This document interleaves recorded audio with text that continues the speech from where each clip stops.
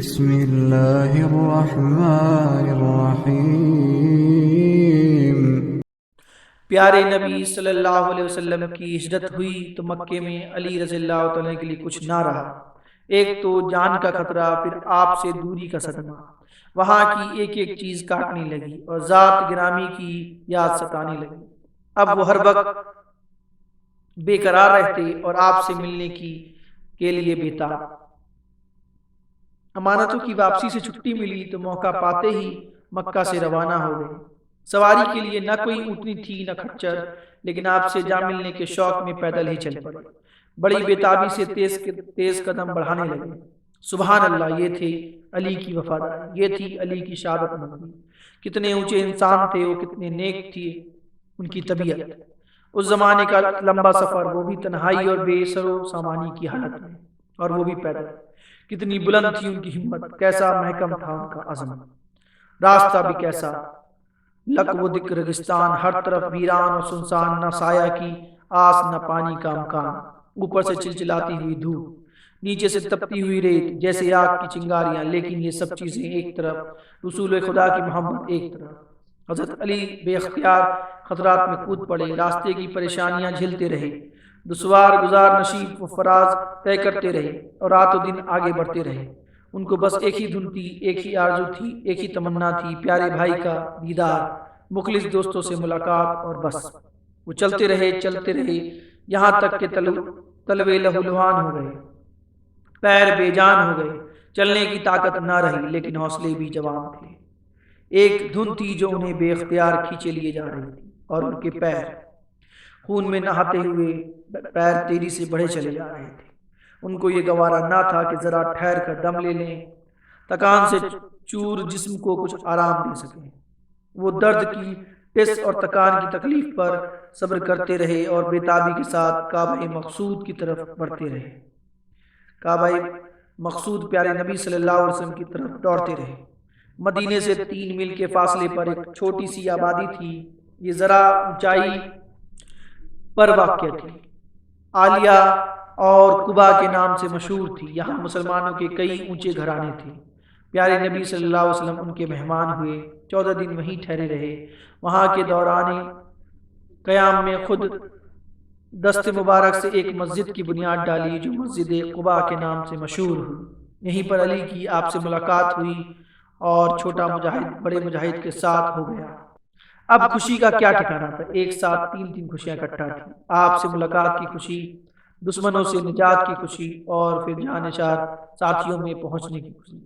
14 دن گزر گئے تو آپ نے ساتھیوں کے ساتھ شہر کا رخ کیا۔ مدینے میں آپ کی آمد کی خبر پہنچ چکی تھی۔ اب کیا تھا، ہر طرف عجیب و غریب منظر تھا۔ مسلمان، مشرک اور یہودی سب خوش تھے اور مسرت کے گیت گا رہے تھے۔ سارے ہی لوگ شوق و محبت سے بےتاب تھے، ہر طرف ایک ہما ہمی تھی، ہر طرف آپ کی آمد تھی۔ سب پر انتظار کا عالم تھا، ننھے بچے تک خوشی سے ناچ رہے تھے اور گلیوں میں کہتے پھر رہے تھے، پیارے نبی آ رہے ہیں۔ لوگ ہر روز صبح سویرے شہر سے باہر نکل جاتے اور بےتابی کے ساتھ افق پر نظریں جما دیتے۔ اسی طرح وہ پہرو آپ کا راستہ دیکھتے رہتے، پھر مایوس ہو کر حسرت کے ساتھ لوٹ آتے۔ ایک دن وہ انتظار کر کے واپس جا چکے تھے کہ ایک اونچے ٹیلے سے آواز بلند ہوئی اور ساری فضا میں گونج اٹھی، لوگوں جس کا انتظار تھا وہ آ گیا۔ یہ ایک چھوٹا سا جملہ تھا جس پر سارا مدینہ بےتاب ہو اٹھا۔ سب کے دل بلیوں اچھلنے لگے، مردوں کے سینے خوشی سے مڑ گئے، بچوں اور عورتوں کے چہرے پھول کی طرح کھل اٹھے۔ یہ آواز ایک یہودی کی آواز تھی جو مسلمانوں کی طرح بےتابی سے محمد کا انتظار کر رہا تھا۔ اس نے اپنی آنکھوں سے دیکھا ہر مسلمان محمد کے انتظار میں خوشی سے بے قابو ہے۔ ہر ایک کے گھر عید کا سماں ہے، ہر سوا ایک عجیب دھوم دھام اور چہل پہل ہے، کیوں محمد آ رہے ہیں۔ اس سے وہ بہت متاثر ہوا۔ اب اس پر بھی ایک انتظار کا عالم تھا۔ آج اس نے دیکھا ایک چھوٹا سا قافلہ آ رہا ہے، سمجھ گیا یہ وہی ہر دل عزیز مہمان ہے۔ خوشی سے پکار اٹھا، لوگوں جس کا انتظار تھا وہ آ گیا۔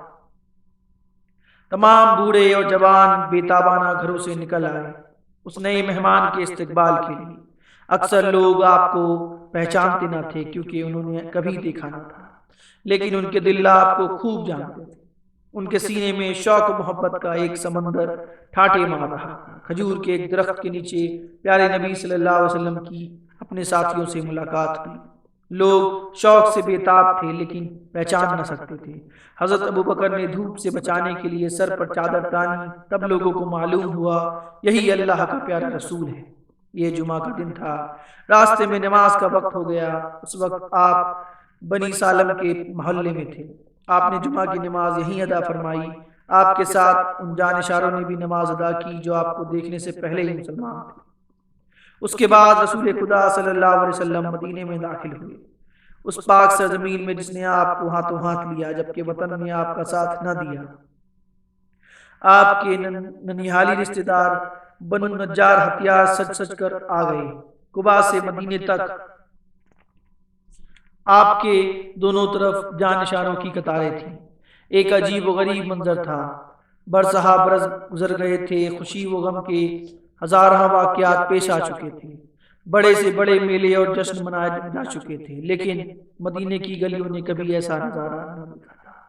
مدینے کے ہر خاندان کی تمنا تھی رسول خدا صلی اللہ علیہ وسلم کو اپنا مہمان بنائے۔ ہر قبیلہ سامنے آ کر عرض کرتا، اللہ کے رسول آپ ہمارے یہاں ٹھہرے، دیکھیے یہ گھر ہے، یہ مال، یہ جان۔ رسول خدا صلی اللہ علیہ وسلم مسکراتے ہوئے ان کا شکریہ ادا فرماتے اور دعائے خیر کرتے۔ اس وقت آپ اونٹنی پر سوار تھے، آپ نے اس کی مہار ڈھیلی کر دی اور فرمایا میں وہاں ٹھہروں گا جہاں اللہ ٹھہرائے گا۔ اونٹنی مدینے کی گلیوں میں چل رہی تھی اور صحابہ آپ کے ارد گرد تھے۔ لوگوں کا ایک نبوہ تھا جو جوش میں نعرہ لگا رہا تھا، اللہ اکبر، محمد آ گئے، اللہ اکبر، رسول خدا آ گئے۔ ننھے ننھے لڑکے اور معصوم بچیاں دف بجا رہی تھی اور خوشی میں گاتی جا رہی تھی، 14ویں کا چاند ہمارے سامنے نکل آیا، ودا کی گھاٹیوں سے ہم پر خدا کا شکر واجب ہے، جب تک دعا مانگنے والے دعا مانگے، اے ہم میں آنے والے یہاں تیری باتیں سنی جا رہی ہیں۔ عورتیں گھروں کی چھتوں پر چڑھ گئی تھی اپنے معزز مہمان کی ایک نظر دیکھ لینے کے لیے، مرد اونچی اونچی جگہوں پر چڑھ گئے تھے اور اس طرح آپ کو خراج عقیدت پیش کر رہے تھے۔ پیارے نبی صلی اللہ علیہ وسلم کی اونٹنی چلتی رہی، پھر ایک جگہ آ کر ٹھہر گئی اور وہیں بیٹھ گئی۔ یہ خاندان بنو نجار کے 2 یتیموں کی زمین تھی، اس میں کچھ قبریں تھی، کچھ کھجور کے درخت تھے۔ اونٹنی بیٹھی تو پیارے نبی صلی اللہ علیہ وسلم نیچے اتر آئے، فرمایا زمین کس کی ہے؟ آپ یہاں مسجد بنانا چاہتے تھے۔ افرا کے بیٹے معاذ آگے بڑھے، عرض کیا رسول خدا سہل اور سہیل 2 یتیم بچے ہیں، یہ زمین انہی کی ہے، باپ کا سایہ سر سے اٹھ چکا ہے، اب وہ دونوں میری پرورش میں ہیں، آپ خوشی سے یہاں مسجد بنوائیں، میں انہیں راضی کر لوں گا۔ آپ نے ان یتیم بچوں کو خود بلا بھیجا، دونوں نے یہ زمین مفت دینی چاہیے، آپ نے یہ پسند نہیں فرمایا اور قیمت دے کر خرید لی۔ پھر زمین برابر کی گئی اور مسجد بننی شروع ہو گئی۔ آپ حضرت ابو ایوب انصاری کے مہمان ہوئے، اب کیا تھا، وہ برکتوں سے نہال ہو گئے۔ حضرت ابو ایوب آپ کا بہت خیال رکھتے، ہر طرح کا آرام پہنچانے کی کوشش کرتے۔ 7 مہینے آپ یہیں ٹھہرے رہے، اس مدت میں مسجد بن کر تیار ہو گئی۔ پھر مسجد کے قریب ہی امہات المومنین کے لیے کچھ کوٹریاں بنائی جن کو حجرہ کہتے ہیں، اب آپ یہیں چلے آئے۔ رسول خدا صلی اللہ علیہ وسلم قبیلہ بنی نجار میں ٹھہرے تو قبیلے والوں کو کتنی خوشی ہوئی اس کا اندازہ کون کرے۔ بنی نجار کی چھوکریاں خوشی سے اچھلتی تھی اور بے خود ہو کر یہ گیت گاتی تھی، ہم خاندان بنی نجار کی بیٹیاں ہیں، اے محمد ہمارے پاس رہیں گے۔ If you enjoy the video, please like the video, share with friends, and don't forget to subscribe and hit the bell icon.